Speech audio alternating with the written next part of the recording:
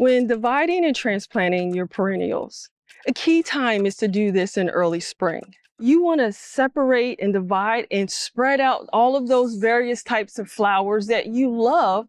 Put them in different locations in your garden to add color throughout the season. So one of the things that I do here is I have my bed, which I've prepped. I just have some 10-10-10 and some compost here. You can use both or either or as you add it to your soil to just amend your soil. And by enriching the soil, it'll help that plant just transition, boost that growth. So in this bed, I had some daffodils, but I also know that my canna lilies are going to overshadow those daffodils. So I had to dig them up. So I'm just going to simply put them in the pot for right now and then move them into another location in the garden. But this is the area that I'm going to plant my canna lilies.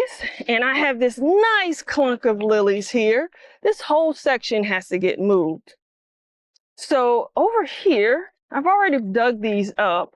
I have these beautiful rhizomes.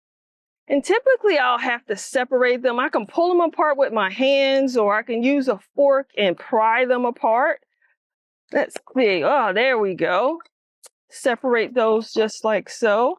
And you have this beautiful, healthy system right here with the root system. So what I will do is I can separate this big clunk even to a smaller section.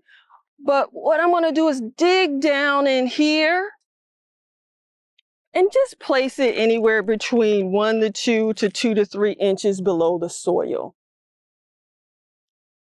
Put that in. Have another one here. This has a longer neck to it, but what I'm going to do with that later is just snip that neck off. Let me put that here. Again, make sure I spread out the roots. And I know this plant is going to grow really big and these roots are going to multiply, but I like the big clusters that the canna lilies provide.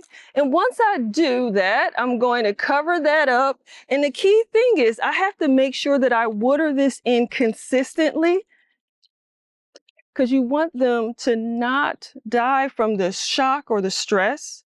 I encourage you to try some of these tips. Get out into your garden. Look at those areas where you find that flowers are starting to cluster up. See the new growth, lift them up and divide them and transplant them in other locations in your garden. Happy gardening.